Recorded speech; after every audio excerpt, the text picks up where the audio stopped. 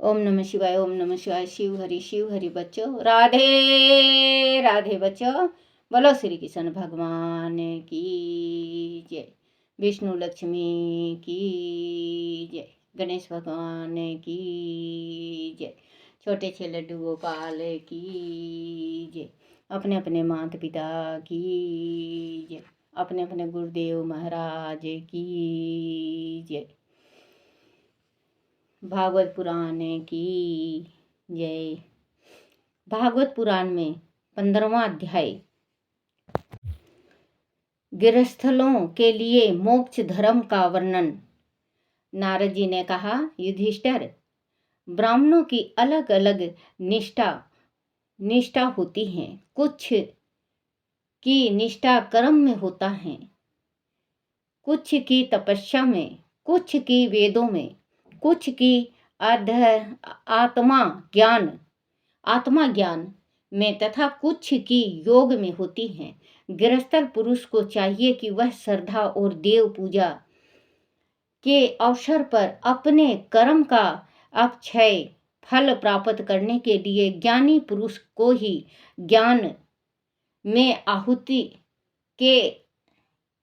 आहुति देने का कार्य सौंपे और उसे दान दक्षिणा दे आदि। वह ना मिले तो किसी योगी पर वचन करने वाले और श्रेष्ठ ब्राह्मण को ही दान दे। देव कार्य में दो ब्राह्मणों को और पितर कार्य में 3 ब्राह्मणों को भोजन कराना चाहिए। श्रद्धा कर्म से बहुत अधिक दिखावा नहीं करना चाहिए, इससे श्रद्धा कर्म ठीक से नहीं हो पाता। देश काल के अनुसार ही ऋषि मुनियों को भोजन कराने से पूर्व देवता का भोग अवश्य लगाएं, तभी सभी कामनाएं पूर्ण होती हैं। पितरों को जितनी प्रसन्नता शाकाहारी भोजन से होती है, उतनी मांसाहारी भोजन से नहीं होती। पशु वध से उनकी आत्मा दुखी होती है। किसी को कष्ट देना उन्हें पसंद नहीं होता। आत्मा संयम से कर्मों को छोड़ा जा सकता है। कर्मों का त्याग ही मोक्ष का मार्ग है। ज्ञानी पुरुष इसे अच्छी प्रकार से जानते हैं। धर्म ज्ञान मनुष्य के लिए यही उचित है कि वह नित्य हविष्यन से हवन करें और सदैव संतुष्ट रहें। अधर्म की संख्याएं 5 होती हैं। विधर्म, परधर्म, अभ्यास, उपमा और छल। अधर्म पुरुष को अधर्म के अनुसार ही उनका भी त्याग कर देना चाहिए। जिनके कार्य को करने से धर्म में बाधा पड़े वह विधर्म कहलाता है। किसी अन्य व्यक्ति द्वारा अन्य व्यक्ति को दिया गया धर्म उपदेश परधर्म कहलाता है। पखंड या दंभ नाम उपधर्म या उपमा कहलाता है। शास्त्रों के वचनों का दूसरे प्रकार का अर्थ कर देना छल है। मनुष्य अपने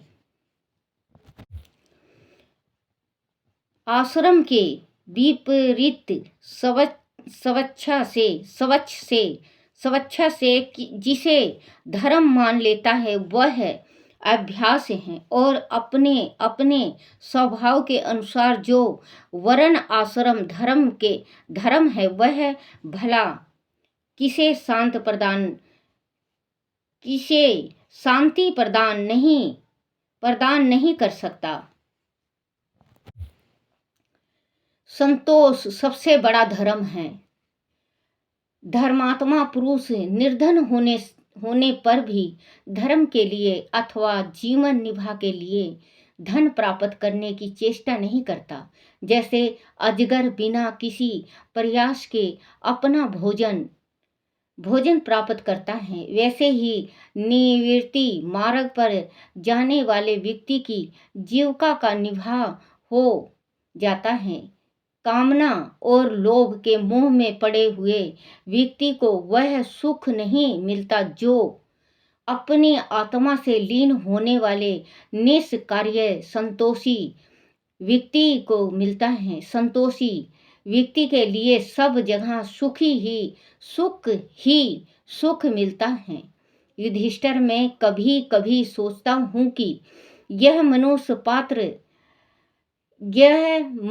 मात्र जल से ही अपने जीवन का निर्वाह क्यों नहीं कर लेता। उसकी स्थिति उस कुत्ते के समान हो जाती है जो अपनी रसाना और जन इंद्रियों की तुष्टि के लिए घर की चौकसी करता रहता है। जो ब्राह्मण संतोषी नहीं है और इंद्रियां लोलुपात में पड़ा रहता है, उसका तेज, विद्या, तपस्या और यश छीन हो जाता है, उसका विवेक नष्ट हो जाता है।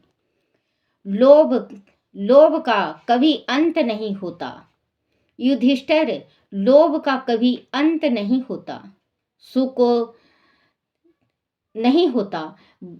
भूख और प्यास मिट जाने पर खाने पीने की कामना का अंत हो जाता है। क्रोध भी अपना काम पूरा करके शांत हो जाता है। परंतु मनुष्य आदि सारी पृथ्वी की संपदा को भी जीत ले, सारी दिशाओं पर भी अधिकार कर ले, फिर भी उसकी तृष्णा का अंत नहीं होता। ऐसे ही बड़े बड़े तत्व वेदांत ज्ञानी उनके अनेक शंकाओं के समाधान के उपरांत भी असंतोष के कारण नीचा देखने पर विवश हो जाता है। बच्चों, अगर इंसान की अंदर से तृप्त नहीं होता तो उसको, देखो इसमें आया है कि चाहे सारे पृथ्वी का उसे माया मिल जाए, लेकिन उसकी भूख शांत नहीं होती। किसी में होती है बच्चों, दौलत की भूख, कमाने की भूख। अच्छी बात है, कमाएंगे नहीं तो खाएंगे क्या, लेकिन इतना ज़्यादा भूख नहीं करना चाहिए कि जो अपना भूख भी मिट जाए। भगवान ने जितना दिया है उससे संतोष करना चाहिए। अगर भगवान कारोबार अच्छा दिया है तो आप चलाओ, अगर आप अच्छे से चला रहे हो उसमें से थोड़ा खर्च करो दान के वास्ते। और ये नहीं कि यहाँ का हमारा काम ठीक चल रहा है, आगे चलूँ पीछे चलूँ, परिवार को छोड़ दूँ, माँ बाप को छोड़ दूँ। वो कमाना ना कमाना बराबर है, क्योंकि टिक टिक करती सुई निकल रही है हमारी। हम तो कह रहे हैं कि हमारी उम्र बढ़ रही है, लेकिन हमारी ज़िंदगी की उम्र घट रही है, भगवान के पास जाने की उम्र घट रही है हमारी। अब हम ये सोचें कि हमारा तो उम्र आज 60-70 साल हो गया है, अब मैं तो 60-70 साल की हो गई हूँ, लेकिन भगवान के पास जाने को हमारी उम्र बढ़ नहीं रही, घट रही है। तो बच्चों, जब तक हम धर्म का साथ नहीं देंगे, धर्म नहीं करेंगे, कर्म नहीं करेंगे, जब तक हमें मोक्ष नहीं मिलेगा, हमें सुख शांति नहीं मिलेगी। फिर वही जन्म 84 का चक्कर, आज ये जन्म ले लिए, काल वो जन्म ले लिए, परसों वो जन्म ले लिए। इससे अच्छा है हम इसी मानव जन्म में भगवान श्री हरि का नाम लेके, भगवान का सुमरन करके हम अपना आगत सुधार लें और हमें बार बार जन्म और मरना ना पड़े। क्योंकि इसमें भी बताया गया है कि जन्म और मरण बार बार जिसका होता है ना, वो बच्चों वो भूल जाता है, अपनी ज़िंदगी भूल जाता है जीना। तो हमें मानव का जन्म मिला है, हमें अच्छा अच्छा कार्य करना चाहिए, कभी मन में लोभ नहीं करना चाहिए। अब बच्चों किसी के पास 10-10 गाड़ी है, माता रानी ने दे रखी 10-10 गाड़ी है। किसी के पास गाड़ी नहीं है, हमारे जैसे के पास साइकिल भी नहीं है, तो हम बच्चों थोड़ी ना दूसरे का देख के अपने घर की झोपड़ी जला दें, नहीं जलाएंगे ना। हमारे घर में जो है सुख शांति से खाओ पियो मौज करो। अरे परमात्मा ने शरीर दे रखा कमाने के वास्ते, कमाओ। हाँ, ये है कि पूरे परिवार को छोड़ के आप इधर उधर मत भटको। मान लो आप बाहर चले गए, आपकी तबीयत खराब हो गई, देख रेख करने को कोई नहीं है, आपका अंत हो जाता है, क्या मिलेगा? कुछ मिल गया उन बच्चों को, आपके बीवी बच्चों को, माँ को, बाप को, भाइयों को? तो बच्चों कमाओ, लेकिन अपने परिवार को रख के कमाओ, साथ रख के कमाओ। जितना परमात्मा देता है उतना में संतोष करना सीखो। अधिक कर ले फिर भी उसकी तृष्णा का अंत नहीं होता। ऐसे ही बड़े बड़े तत्व ज्ञाताओं ज्ञानी अनेक संख्याओं के समाधान के उपरांत भी असंतोष के कारण नीचा देखने पर विवश हो जाते हैं। हे धर्मराज, संकल्पों के परित्याग से काम को जीतना चाहिए। कामनाओं के त्याग से क्रोध को जीतना चाहिए। इसी प्रकार संसारी लोग जिसे अर्थ धन कहते हैं, उसे अनर्थ नाश करने वाला समझकर लोभ को जीतना चाहिए और तत्वों के विचार से भय को जीतना चाहिए। आत्मा विद्या से शोक और मोह और संतों की उपासना से दंभ पर मौन के द्वारा योग में पड़ने वाले विघ्नों पर और शरीर में प्राण को शीतल करके हिंसा पर विजय प्राप्त करनी चाहिए। अधिक भौतिक शारीरिक दुख को दया के द्वारा आदि देविक देवताओं से संबंधी दुख को समर्पित के द्वारा और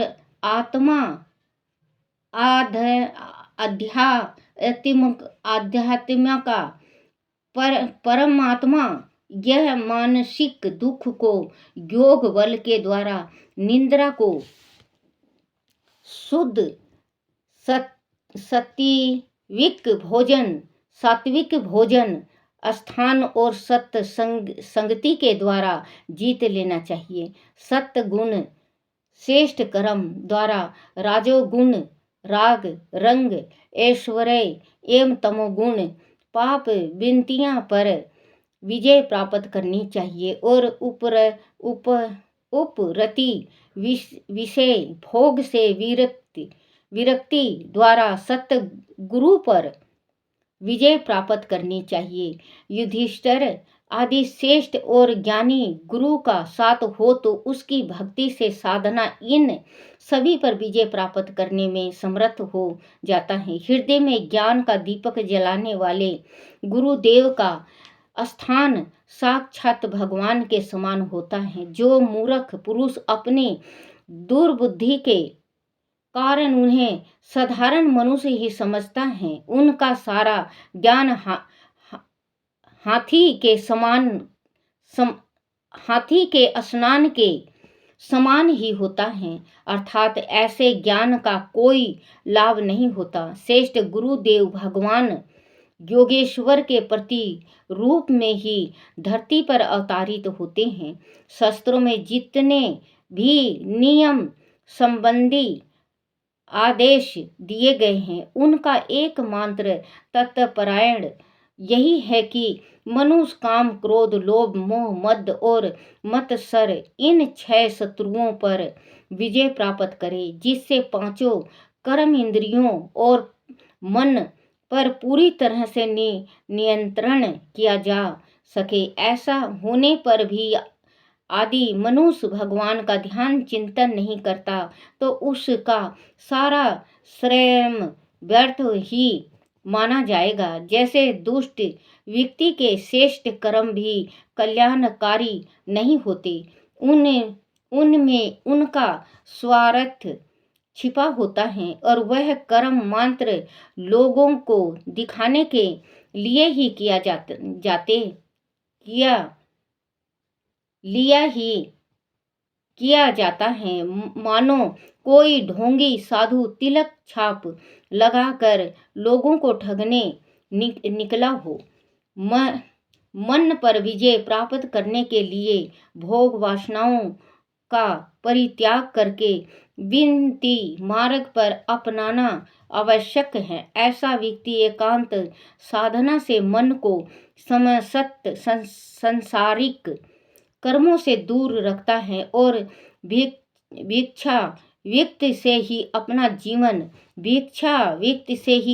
जीवन निर्वाह करता है। वह पवित्र भूमि पर शीतल चित्त से बैठकर ओमकार का जाप करे। धीरे धीरे प्राणायाम द्वारा अपने भटकते मन को शीतल करने का प्रयास करे। ऐसे अभ्यास करने से चित्त शांत हो जाता है। सभी कामनाएं पास आने से परहेज करने लगती है और समस्त विनतियां शांत हो जाती हैं। तभी चित्त परमानंद में लीन हो जाता है और संसार से उनका नाता टूट जाता है। जो सन्यासी पहले तो समस्त बंधनों का त्याग कर देते हैं, किंतु फिर से काम, क्रोध, लोभ, मोह, मद वह मत्सर आदि में लिप्त हो जाते हैं। वह मानो उगले हुए भोजन को फिर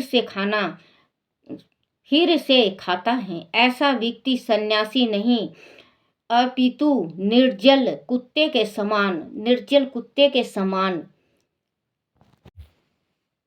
होता है। कर्मों का त्याग करने वाला गृहस्थ, व्रतों का त्याग करने वाला ब्रह्मचारी, गांव में रहने वाला वन प्रस्थी, इंद्रियां लोलुप सन्यासी, यह चारों आश्रम के कलंक हैं और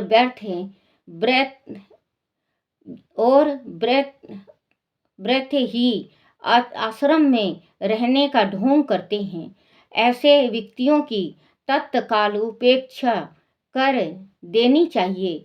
आत्मा ज्ञानी व्यक्ति को किसी कामना की आवश्यकता नहीं होती। युधिष्ठिर उपनिषदों में कहा गया है कि यह शरीर रथ के समान है, इंद्रियां इसमें घोड़ों का काम करती हैं और इसका स्वामी मन लगाम है। शब्द आदि विषय मार्ग है, बुद्धि सारथी है। चित्त ही भगवान के द्वारा बनाई गई बांधने वाली विशाल रस्सी है। 10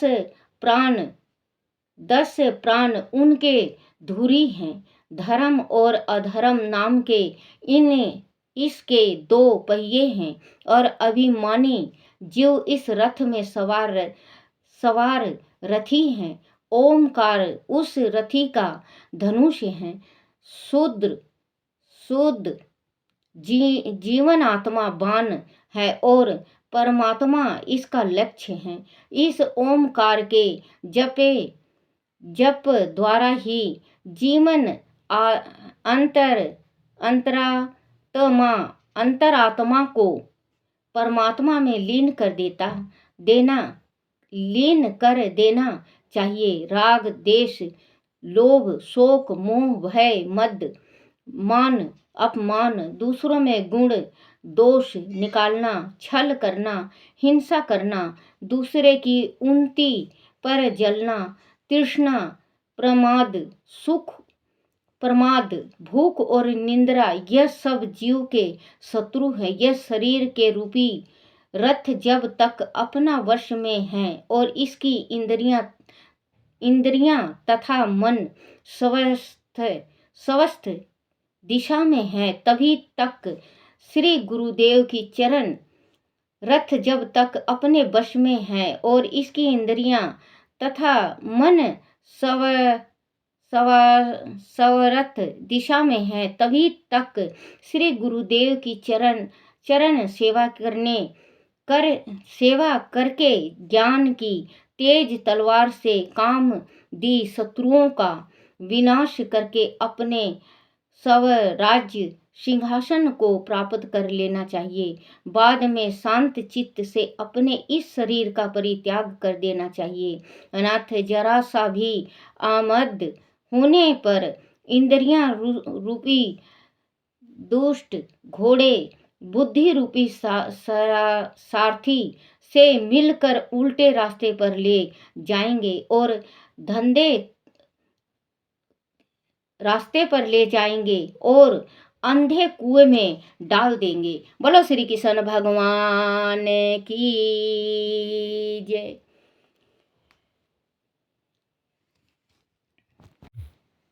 हे नाथ नारायण वासुदेवाय, हे नाथ नारायण वासुदेवाय। श्री कृष्ण गोविंद हरे मुरारी, हे नाथ नारायण वासुदेवाय, हे नाथ नारायण वासुदेवाय, हे नाथ नारायण वासुदेवाय। बोलो श्री कृष्ण भगवान की जय। बोलो गुरुदेव महाराज की जय। हे मेरे कृष्ण भगवान, मेरे से गलती हो जाए तो वीरे मुझे माफ़ करना, माफ़ करना, माफ़ करना। बोलो श्री कृष्ण भगवान की जय।